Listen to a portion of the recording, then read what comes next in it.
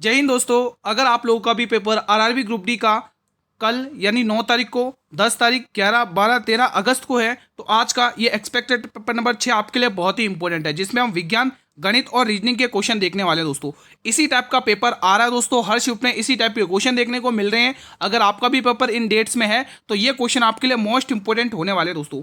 एक भी question miss मत करना, हर एक क्वेश्चन आपके लिए इंपॉर्टेंट है और आपको सिलेक्शन की ओर लेके जाएगा। पहला क्वेश्चन आपकी स्क्रीन पर, आप देखिए पहला ही क्वेश्चन कितना इंपॉर्टेंट है। मेंढक में किस प्रकार का निषेचन होता है? एक बार पहले मुझे कमेंट करके ये बता दो कि आपका पेपर किस डेट में है, किस शिफ्ट में है और अभी तक एडमिट कार्ड जारी हुआ या नहीं।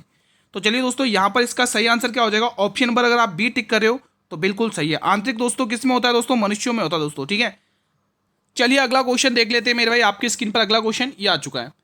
किसी वस्तु की स्थितिज ऊर्जा किन कारकों पर निर्भर करती है? बहुत ही इंपॉर्टेंट, एक बार ये फिर से क्वेश्चन है। देखो, आप लोग अपनी तैयारी जरूर एनालाइज करें इस वीडियो के माध्यम से, कितना आप स्कोर कर पा रहे हो दोस्तों। ठीक है, क्योंकि इसी टाइप का क्वेश्चन एग्जाम में हर शिफ्टों में देखने को मिल रहा है।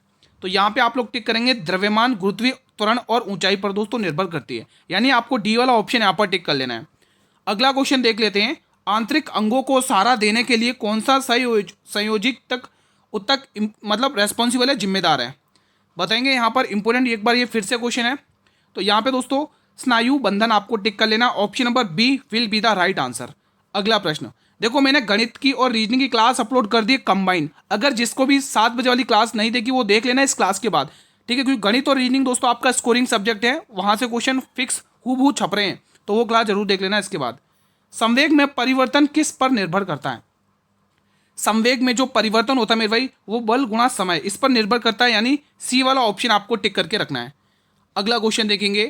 प्रीमियम महिला लीग 2026 शतक बनाने वाली पहली महिला खिलाड़ी कौन बन गई हैं? दोस्तों अभी जो चौथा सीजन था आईपीएल का, इसमें WPL का, ठीक है, जिसमें शतक बनाया दोस्तों, किसने बनाया दोस्तों शतक? बताएंगे एक बार कमेंट करके, सभी विद्यार्थी बताएंगे इसमें। यहाँ पर शतक किसने बनाया? यहाँ पर शतक बनाया नेट साइबर ब्रंट दोस्तों। ये कहाँ, कौन सी टीम से खेलती हैं दोस्तों? MI से खेलती हैं दोस्तों, मुंबई इंडियंस। ठीक है, जिसमें हरमनप्रीत कौर कैप्टनसी करती हैं। ठीक है, और दोस्तों ये अगर हम इनकी बात करें दोस्तों, ये इंग्लैंड की खिलाड़ी हैं दोस्तों, टॉप ऑलराउंडर हैं। ठीक है, ठीक है दोस्तों, चलिए अगला क्वेश्चन देख लेते हैं। क्वेश्चन नंबर 5 आपकी स्क्रीन पर है। T20 विश्व कप 2026 के फाइनल मैच में मैन ऑफ द मैच किसे चुना गया? मेरे भाई मैन ऑफ द मैच किसे चुना गया, ये आपसे पूछा, बहुत इंपॉर्टेंट है।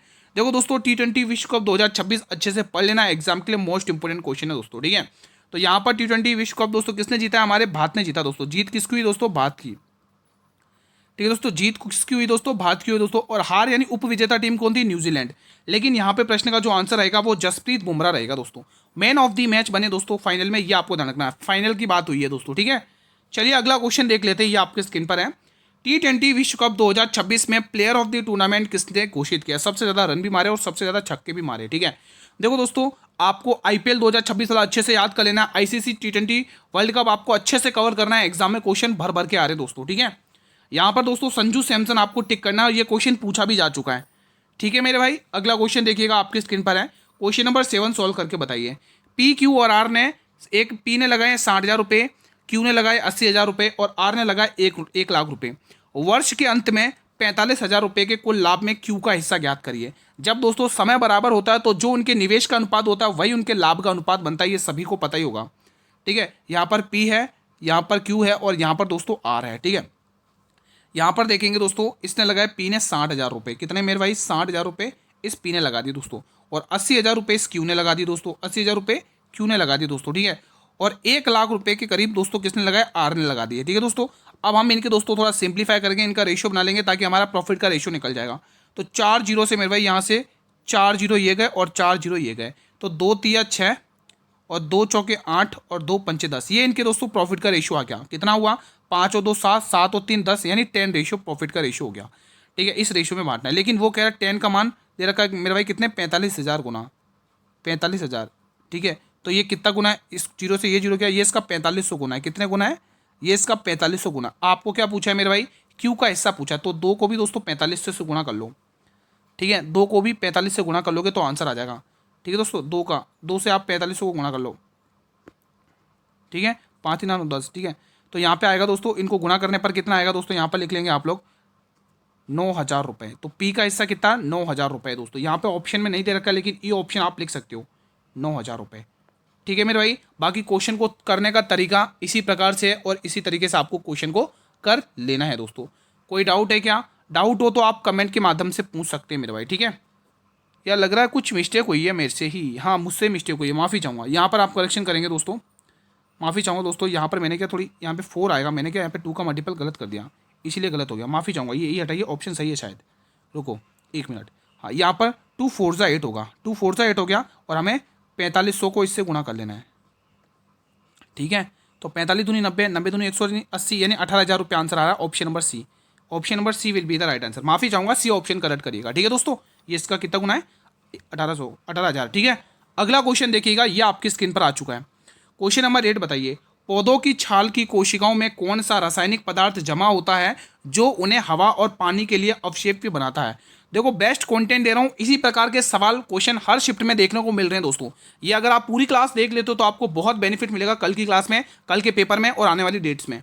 तो यहाँ पे आप लोग टिक कर लोगे suberin, option number B will be the right answer. अगला प्रश्न, यदि किसी वस्तु का द्रव्यमान आधा कर दिया जाए और वेग दोगुना कर दिया जाए तो गतिज ऊर्जा पर क्या प्रभाव पड़ेगा? बहुत इंपॉर्टेंट क्वेश्चन है। तो गतिज ऊर्जा पर प्रभाव पड़ेगा कि वो दोगुनी हो जाएगी, option number B will be the right answer. वर्ष 2026 के प्रतिष्ठित लता दीनानाथ मंगेशकर पुरस्कार के लिए किसे चुना गया? ये भी शानदार है। तो यहाँ पर आप ध्यान रखोगे Kailash Satyarthi, option number B will be the right answer. चलिए अगला क्वेश्चन देखो, अभी तक आप लोगों ने वीडियो को लाइक नहीं किया, प्लीज़ आप सभी से रिक्वेस्ट है वीडियो को लाइक कर लेंगे और शेयर कर लेंगे आप सभी। 2026 के शीतकालीन ओलंपिक और पैरा ओलंपिक खेलों का आयोजन कहाँ पर किया गया? ये इंपॉर्टेंट है भाई, बहुत इंपॉर्टेंट क्वेश्चन है, एग्जाम में पूछ चुका है लेकिन वापस पूछेगा आपसे।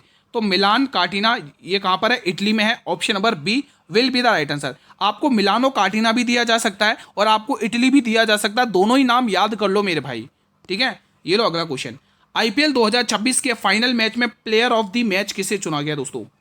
प्लेयर ऑफ द मैच किसे कहा गया दोस्तों? किंग कोहली जी को। किसको? किंग कोहली। आपको टिक कर लेना मेरे भाई, यानी आपको बी वाला ऑप्शन टिक करना है दोस्तों। नाबाद 75 रन बनाए इन्होंने, नाबाद 6 लगाकर मैच जिताया, आप सभी को पता ही होगा। नाबाद 75 रन बनाए दोस्तों, ठीक है। तो ये चीज़ें आपको ध्यान में रखनी है। चलिए अगला क्वेश्चन, मेरा क्वेश्चन आपसे ये है कि आरसीबी तो जीती है लेकिन हारने वाली टीम का नाम क्या है? कोई बताएगा कमेंट करके? पैरा एथलेटिक ग्रैंड चैंपियनशिप 2026 में भाला फेंक यानी कि जेवेलिन थ्रो में स्वर्ण पदक किसने जीता है? बहुत इंपॉर्टेंट है, बहुत इंपॉर्टेंट है ये क्वेश्चन, बताएंगे आप, बहुत ही इंपॉर्टेंट है। सही जवाब सुमित अंतिल हो जाएगा, ऑप्शन नंबर बी। देखो मैंने आपके लिए क्या पता एक्सपेक्टेड पेपर की एक प्लेलिस्ट बनाई है जिसमें गणित के भी एक्सपेक्टेड पेपर इंक्लूड हैं और फुल पेपर के भी एक्सपेक्टेड पेपर इंक्लूड है इसी चैनल पर, ठीक है। तो आप वो जरूर देखिएगा। वर्ष 2026 में राष्ट्रमंडल खेल का आयोजन कहाँ पर प्रस्तावित या निर्धारित है दोस्तों? बहुत इंपॉर्टेंट है दोस्तों, जो भी कॉमनवेल्थ गेम्स 2026 हुए वो अच्छे से पढ़ना है, क्वेश्चन 100% आएगा यहाँ से आपके एग्जाम में। तो आंसर टिक करना है ग्लासगो स्कॉटलैंड। क्या टिक करना है आप लोगों को? ग्लासगो स्कॉटलैंड आपको टिक कर लेना है। ये लो अगला क्वेश्चन एक बार फिर से आपके स्क्रीन पर, दी गई श्रृंखला में प्रश्न चिन्ह के स्थान पर क्या आएगा? लगाइए लॉजिक, सॉल्व करिएगा। गुरु यहाँ पर तो +10 हो गया, गुरु यहाँ पर +12 हो रहा है और यहाँ पर कितना हो रहा है? +16 हो रहा है, नहीं 12 तो 14 होगा यहाँ पर, तो यही तो हो रहा है ना। तो अगला नंबर 2 आएगा, एक 2 आ रहा है इस पर, क्योंकि अगला नंबर क्या आएगा? 16 आएगा, है ना। 14 तो 16 और 6 और 6 12 2 1 इसी में आ रहा है, ठीक है। तो ऑप्शन नंबर ए। अब एक ये सवाल बनाकर बताइएगा, एक निश्चित धनराशि पर 3 सालों के लिए 12% वार्षिक ब्याज की दर से साधारण ब्याज, उसी धनराशि पर 5% वर्षों के लिए 8% वार्षिक साधारण ब्याज से 40 रुपये अधिक है, तो वो धनराशि याद करिए। देखो दोस्तों, जो कंपाउंड इंटरेस्ट है ना, चक्रवृद्धि ब्याज, उसके और साधारण ब्याज के कुछ डिफिकल्ट क्वेश्चन पूछे जा रहे हैं, मतलब कि थोड़े कैलकुलेटिव पूछे जा रहे हैं। तो उसमें से भी एक क्वेश्चन ये शानदार बनता है। देखो दोस्तों, आपको पता साधारण ब्याज कैसे निकालते हो? दर गुणा समय बराबर साधारण ब्याज। तो 12% की रेट से 3 साल का जो साधारण ब्याज होगा ऐसा ही होगा दोस्तों। वो कितना होगा दोस्तों? यहाँ पे ऐसा ही निकाल दो, 3 गुणा 12 करके। तो यहाँ पे ऐसा ही आप निकालोगे गुरु, 36% होता है। कितना हो जाएगा? 36% होगा 3 साल का। वहीं अगर मैं बात करूँ उसी धनराशि पर, मतलब कि इसी पर दोस्तों 5%, 5 सालों के लिए 8% की दर से अगर मैं चक्रवृद्धि ब्याज की बात करूँ दोस्तों, रुक जाओ 1 मिनट, उसी धनराशि पर साधारण ब्याज से 40%। अच्छा, दोनों निश्चित धनराशि पर 3 वर्षों का, अच्छा दोनों ही मतलब साधारण ब्याज का ही कंसेप्ट है। एक निश्चित धनराशि पर 3 वर्षों के लिए 12% वार्षिक दर से साधारण ब्याज, उसी धनराशि पर 5 वर्षों के लिए 8%। अच्छा, दोनों ही साधारण ब्याज, ठीक है। तो साधारण ब्याज एक और है, क्या दे रखा है इस बार? 5% है। क्या दोस्तों? 5 सालों के लिए इस बार 8% की रेट से, 8% की रेट है। तो 8 × 5 = 40। तो इनका अंतर कितने का देखने को मिल रहा है? कितना अधिक ब्याज मिल रहा है? 4% अधिक ब्याज मिल रहा है गुरुजी। कितना मिल रहा है? 4% अधिक ब्याज मिल रहा है। और क्वेश्चन कह रहा है 4 का मान आपको 40 दे रखा है। कितना गुना? 10 गुना। और आपको वो धनराशि 100 गुना होती है, तो 100 को आप 10 से गुना कर लोगे तो आंसर आ जाएगा 1000 रुपये। ठीक है दोस्तों, तो ईजी था ये सवाल भी, आप लोगों ने बना लिया। ये बनाकर बताइए, मनुष्यों के आहार नाल के किस भाग में कोई पाचक एंजाइम नहीं होता है? बहुत बहुत इंपॉर्टेंट है। देखो डाइजेस्टिव सिस्टम से क्वेश्चन आ रहा है एग्जाम में, तो यहाँ पे आपको ग्रास नली टिक कर लेना, ऑप्शन नंबर बी। वसा का पाइसीकरण किसके द्वारा होता है? मोस्ट इंपोर्टेंट क्वेश्चन है। वसा का पाइसीकरण किसके द्वारा होता है? तो यहाँ पर सही आंसर होगा पित्त लवण, यानी कि बी वाला ऑप्शन आपको टिक कर लेना है। अगला क्वेश्चन देखिएगा, उत्तल दर्पण द्वारा बनने वाला प्रतिबिंब हमेशा कैसा होता है? बहुत बहुत इंपॉर्टेंट है। 5 स्टार लगा लो, 5 स्टार लगा लो, इंपॉर्टेंट क्वेश्चन है। तो याद रखना वास्तविक और सीधा होगा। जो भी दोस्तों उत्तल दर्पण पर जो प्रतिबिंब बनेगा वो कैसा होगा? वास्तविक और उल्टा। दोस्तों उत्तल दर्पण कैसा बनता है? अंदर से धसा हुआ होता है, और अवतल दर्पण उभरा हुआ पार्ट, ठीक है, जिस पर पॉलिश की जाती है, जो लाल ऑक्साइड की होती है। क्वेश्चन 20, यदि आवर्धन का मान धनात्मक यानी प्लस वी में है तो प्रतिबिंब की प्रकृति कैसी होगी? ये भी मोस्ट इंपोर्टेंट क्वेश्चन है भाई, आपकी स्क्रीन पर है। 3 स्टार लगे, इस पर भी इंपोर्टेंट क्वेश्चन है। तो इसका भी प्रतिबिंब कैसा होगा मेरे भाई? जैसा आपने यहाँ पर लगाया, क्या लगाया? वास्तविक और सीधा लगाया, तो यहाँ पर भी वास्तविक और सीधा, ऑप्शन नंबर सी। क्या आप लोग भी यही टिक कर रहे हो क्या? बताइए, क्या ये ऑप्शन सही लगा दिया क्या मैंने उसी की जैसे? नहीं भाई, उसकी जैसे गलत लगा दिया आपने सर जी। इसको करेक्शन करो भाई, इसमें होगा आभासी और सीधा। ठीक है, ध्यान रखना, आवर्धन का मान अगर धनात्मक देखने को मिलता तो उसका जो प्रतिबिंब होगा हमेशा आभासी और सीधा। और इसमें देखो उत्तल दर्पण पर हमेशा वास्तविक और सीधा बनता है, कंफ्यूज नहीं होना। ठीक है, चलिए अगला क्वेश्चन, वैश्विक शांति सूचकांक 2026 में भारत का कौन सा स्थान मिला है? तो यहाँ पे भारत को 127वां स्थान मिला है। एग्जाम में पूछा जाएगा आपको ये क्वेश्चन, ध्यान रखिएगा, 3 स्टार है इस पे। ये लो अगला क्वेश्चन, अंतर्राष्ट्रीय महिला दिवस 2026 के लिए आधारित संयुक्त राष्ट्र विषय क्या है जो विश्व स्तर पर 8 मार्च को मनाया जाता है? मतलब कि आपको थीम पूछिए, कहने का मतलब। तो इसकी थीम क्या होगी? अधिकार, न्याय, कार्रवाई सभी महिलाओं और लड़कियों के लिए। तो यहाँ पे बी वाला ऑप्शन आपको टिक कर लेना है। अगला क्वेश्चन, भारत के 94 ग्रैंड मास्टर बनने वाले खिलाड़ी कौन बने हैं? ये इंपॉर्टेंट क्वेश्चन है भाई, बताइए। तो सही जवाब हो जाएगा Mayank Chakraborty, option number B will be the right answer. Oscar award 2026 में सर्वश्रेष्ठ फिल्म का अवार्ड किसे मिला है? सर्वश्रेष्ठ फिल्म आपसे पूछिए, गलती नहीं करना है। तो इसका आंसर क्या होगा दोस्तों? वन बैटल आफ्टर अनदर, यानी कि ऑप्शन नंबर डी। चलिए अगला क्वेश्चन देख लेते हैं। अब यहाँ पर ध्यान से देखेंगे, क्या इस क्वेश्चन को जल्दी बनाया जा सकता है? बिल्कुल बनाया जा सकता है। ए और बी की वर्तमान आयु का योगफल 50, मतलब अनुपात, रुको, ए और बी की वर्तमान आयु का योग 50 वर्ष है, 5 साल पहले। योग है दोस्तों, आयु का योग है दोस्तों। ये आपको सम दे रखा है, the sum of A and B, the sum of age of A and B is 50। ठीक है, 50 वर्ष दे रखा है। 5 साल पहले इनकी आयु, ए की आयु बी की आयु की दोगुनी थी, तो ए की वर्तमान आयु याद करिए दोस्तों। इसको एक झटके में कैसे कर सकते हैं? देखो, ये 5 साल से पहले की बात कर रहा है। ए की आयु बी की आयु की दोगुनी थी, तो आपको ए की आयु पूछिए। तो 5 साल आप एक बार पूछिए ना, तो 5 साल जोड़कर देख लो। ए की आयु 37, ये नहीं बनेगा, 34। 3 का मल्टीपल बनाना है, ये नहीं, 35 नहीं बनेगा, 3 ये भी नहीं बनेगा। ठीक है, हाँ 45 सी बन जाएगा, क्योंकि 5 साल इसी में जोड़ के बन रहा है। तो ऑप्शन नंबर सी बन रहा है यहाँ पर भाई। 5 साल हमें पूछा गया, एक ही वर्तमान आयु, तो हमें 5 साल प्लस करना पड़ेगा ना। तो 5 साल इन चारों ऑप्शन में प्लस करके देख लो, जो मल्टीपल बन गया 3 का वही आंसर होगा, क्योंकि हमें एक ही वर्तमान आयु पूछी, 3 के मल्टीपल पूछा है। ठीक है, 3 का मल्टीपल बनेगा, एक ही आयु का अनुपात दोगुनी है। तो रुको यार, कुछ मिस्टेक हुआ है क्या? 1 मिनट चेक करने दो, क्वेश्चन में मिस्टेक लग रही है क्या? चलो एक बार इससे हम आंसर बनाते हैं। देखो, ए है और यहाँ पर बी है। ए की आयु बी की आयु की दोगुनी है। अगर बी की आयु x है तो इसकी 2x है। ठीक है, तो दोनों का योग कितना हो रहा है? 3x है, क्योंकि अंतर हमेशा मतलब बराबर ही रहता है। तो ए और बी की वर्तमान आयु का योग तो 50 वर्ष दे रखा है, तो ये तो मल्टीपल ही नहीं लग रहा है। तो 5 वर्ष पहले कुछ मिस्टेक हुई है क्वेश्चन में, मुझे लग रहा है। 5 साल पहले ए की आयु बी की आयु की दोगुनी थी, तो ए की वर्तमान आयु क्या होगी? दोस्तों इसमें कुछ मिस्टेक लग रहा है, क्वेश्चन में थोड़ा मिस्टेक है। या फिर दोस्तों 3x यहाँ पे 60 होगा, या फिर यहाँ पर 60 होगा। तो ये 60 कितने गुना दिख रहा है? ये 20 गुना दिख रहा है। तो इनकी 5 साल पहले की आयु निकाल दो, इसकी 20 से गुना कर लो, इसको भी 20 से गुना कर लो। ठीक है, तो यहाँ पर इनका जो प्रेजेंट एज है वो निकल जाएगी, मतलब पास्ट की एज निकल जाएगी। 20 दूनी 40 और 20 से कम 20। अब देखो दोस्तों, ध्यान से सुना, उसने बोला है कि 5 साल पहले आपको वर्तमान आयु पूछा, तो ए की वर्तमान आयु अगर 5 साल बाद देखेंगे तो कितना होगा? 45 वर्ष हो जाएगा। फिलहाल तो 45 वर्ष होना चाहिए था इसके अकॉर्डिंग।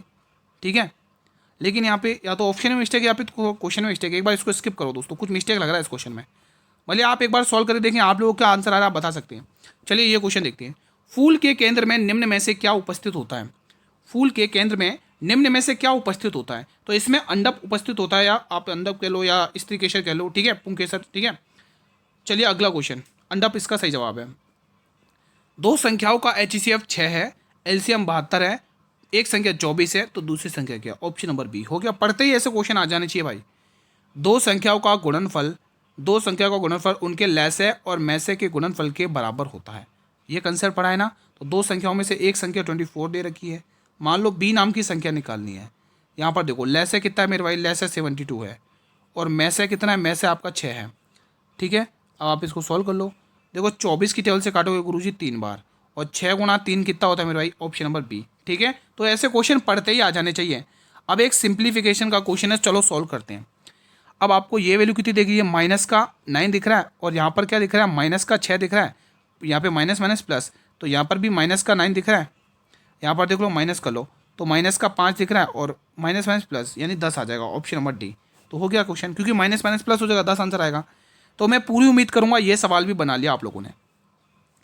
यदि किसी आयत का परिमाप 60 सेंटीमीटर है और लंबाई 18 सेंटीमीटर है, उसकी चौड़ाई याद करिए। देखो परिमाप को परिमाप से कंपेयर करना पड़ेगा। परिमाप क्या होता है, 2 मल्टीप्लाई लेंथ प्लस ब्रेथ, यानी कि 2 गुणा लंबाई प्लस चौड़ाई। देखो 2 एज इट इज लिखते हैं। अच्छा क्वेश्चन ने आपको दे रखा है ना परिमाप, तो फिर क्या दिक्कत है, 60 दे रखा है मेरे भाई, कितना 60, और आपको दोस्तों लंबाई दे रखी है मेरे भाई 20, ठीक है। आपको पता है 2 की टेबल से काटोगे कितनी बार जाएगा, 30 बार जाएगा, और ये प्लस का 20 इधर आके माइनस में आ जाएगा, तो बी बराबर 10 सेंटीमीटर, बी बराबर 10 सेंटीमीटर। आज 18 दे रखा है क्या, लंबाई 18 दे रखा है ना, तो इसमें आ जाएगा ना ये 12 आंसर आ जाएगा। तो बी बराबर 12, क्योंकि प्लस का 18 है ना, हाँ प्लस का 18 इधर आके माइनस में आ जाएगा। यहाँ पे मैं 18 लिख देता हूँ अलग पेन से, ये 18 दे रखा 18 है, ठीक है दोस्तों। तो 18 इधर आके माइनस में आ जाएगा, तो 12 आंसर आ जाएगा, ठीक है। तो यहाँ पे आपको ऑप्शन नंबर ए टिक कर लेना है। चलिए अगला क्वेश्चन देखते हैं, क्वेश्चन नंबर 30। देखो हर शिफ्ट में दोस्तों इन्हीं टाइप के क्वेश्चन पूछे जा रहे, इन्हीं टॉपिक से पूछे जा रहे, ये आइडिया आपको लगेगा इस क्लास को देखने के बाद। कौन सी गैस धातुओं की अम्ल के साथ क्रिया होने पर उत्पन्न होती है दोस्तों, तो H2 यानी हाइड्रोजन आपको टिक कर लेना है।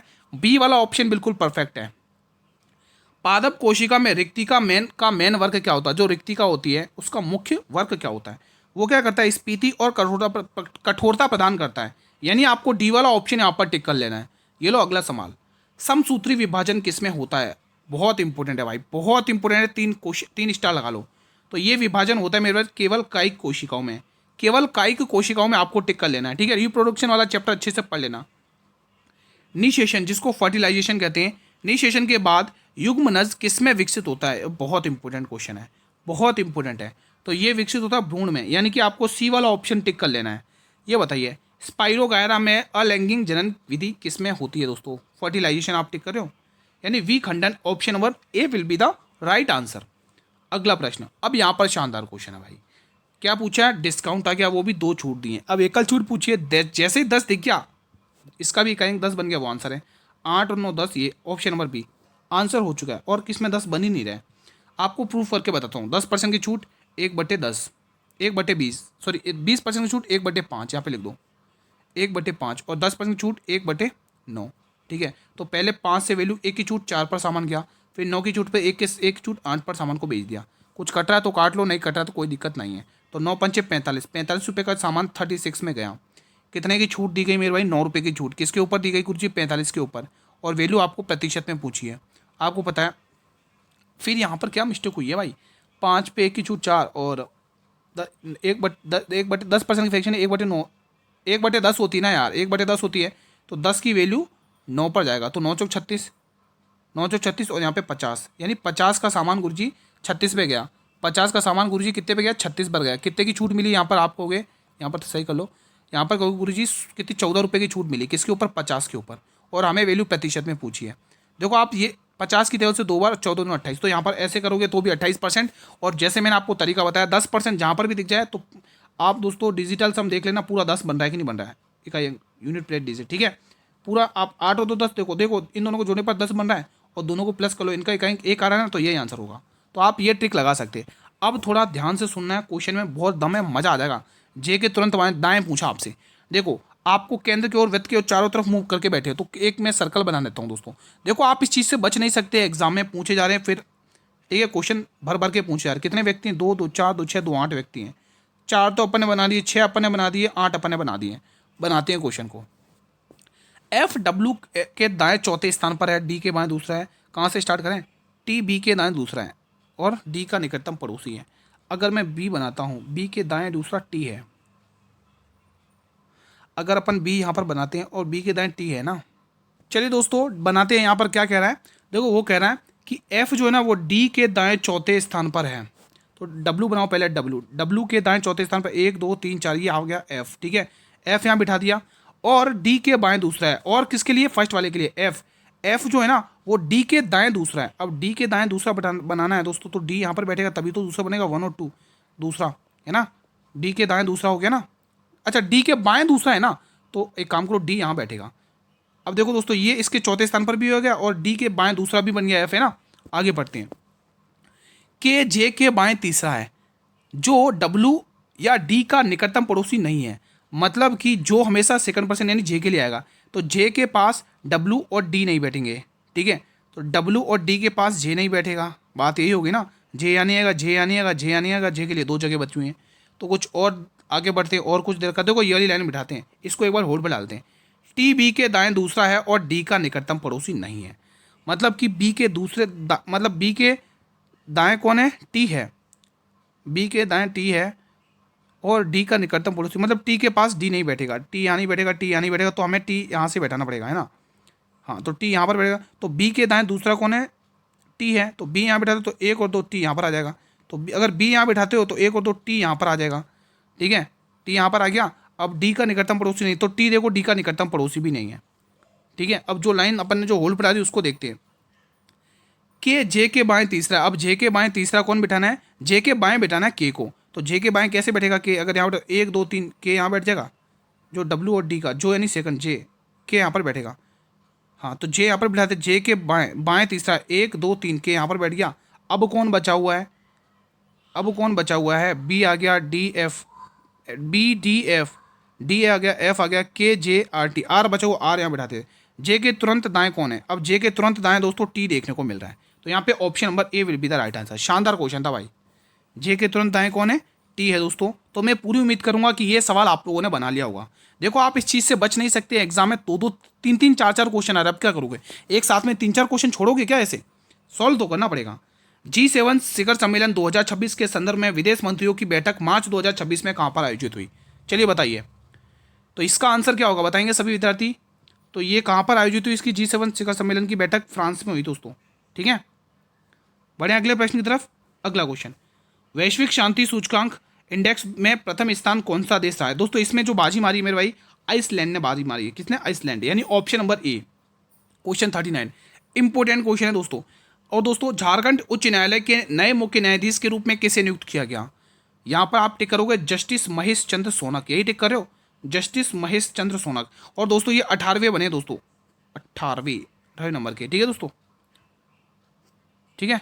अगला क्वेश्चन, अब ये क्लास का एक और क्वेश्चन है दोस्तों इसमें। इसके बाद केंद्रीय बजट 2026-27 में किस मंत्रालय का सबसे अधिक आवंटन लगभग 7.85 करोड़ प्राप्त हुआ है? दोस्तों बहुत इंपॉर्टेंट क्वेश्चन है, लाख करोड़ रुपए प्राप्त हुआ है।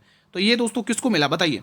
तो ये मिला रक्षा मंत्रालय, डिफेंस मिनिस्ट्री। ठीक है, ठीक है, बी वाला ऑप्शन सही जवाब है। अब एक क्वेश्चन बचा है, उसको और सॉल्व कर लेते हैं, इसलिए मैंने लास्ट में रखा है। एक दोस्तों एक और क्वेश्चन ले लेते। एक वृत्ताकार इमेज के कितने जने? 2 2 4 2 6 7 जने इस बार बैठे हुए, केंद्र की ओर मुंह करके बैठे हुए। तो यहाँ पर भी हमें वही चीज़ बनानी पड़ेगी, केंद्र की ओर मुंह करके बैठे हुए। 4 बना दिए, 6 बन गए, 7 बना दिया। सॉल्व करते हैं, पढ़ते हैं और सॉल्व करते हैं। ओ के दाएं गिनने पर ओ और डब्ल्यू के बीच केवल 2 व्यक्ति बैठे हैं, यहाँ से बात नहीं बनेगी।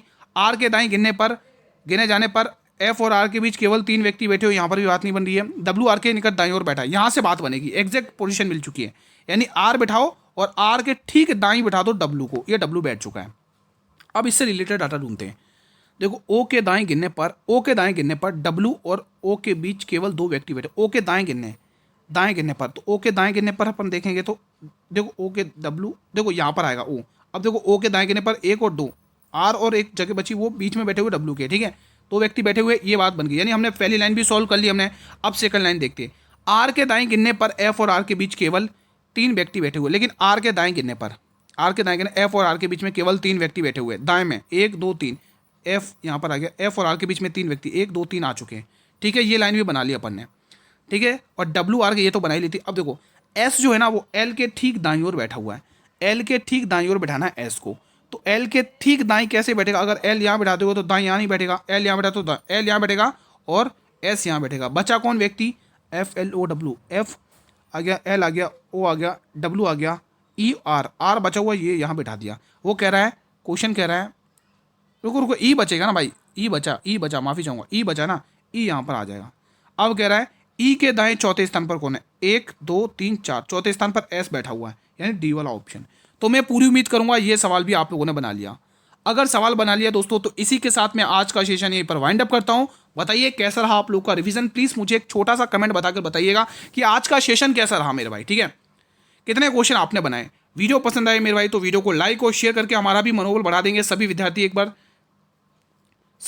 रिक्वेस्ट है दोस्तों, एक बार वीडियो को लाइक और शेयर कर लेंगे। और अगर आप लोग चैनल पर नए हो तो चैनल को सब्सक्राइब करके बेल नोटिफिकेशन बेल को जरूर प्रेस कर लेंगे, ताकि आने वाले हर एक नई वीडियो का नोटिफिकेशन यूट्यूब सबसे पहले आपको प्रोवाइड करेगा। कोई भी डाउट रहता है किसी भी क्वेश्चन से रिलेटेड, आप बेझिझक होकर कमेंट के माध्यम से पूछ सकते हैं मेरे भाई, ठीक है। ठीक है मेरे भाई, और इससे 1 घंटे पहले मैंने मैथ और रीजनिंग की क्लास अपलोड करी थी, वो जरूर देख लेना अगर मैथ और रीजनिंग में फुल में से फुल नंबर लाने हैं तो, ठीक है। तो मिलेंगे कल इसी टाइम पर एक और नई क्लास के साथ, तब तक के लिए जय हिंद, जय भारत, वंदे मातरम।